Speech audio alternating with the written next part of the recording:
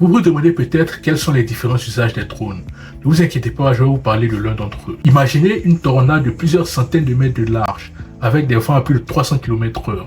Normalement, impossible d'approcher une telle force de la nature, sauf pour un drone. Depuis quelques années, des équipes de scientifiques et de vidéastes utilisent des drones renforcés pour entrer au cœur de ces monstres climatiques. Leur objectif, c'est de comprendre la dynamique interne des tornades et des ouragans. Ces drones leur permettent de recueillir des données cruciales telles que la vitesse du vent, la pression atmosphérique ou encore la structure du tourbillon. En plus, ils offrent des images spectaculaires que l'œil humain n'aurait jamais pu capter sans danger. Voici un exemple marquant.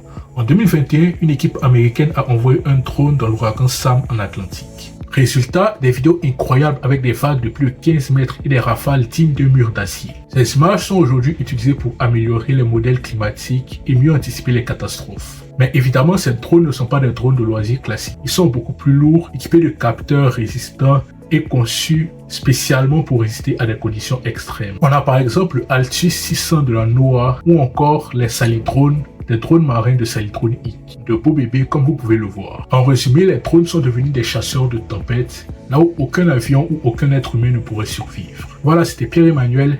N'hésitez pas à vous abonner à la Locodrone pour plus de vidéos.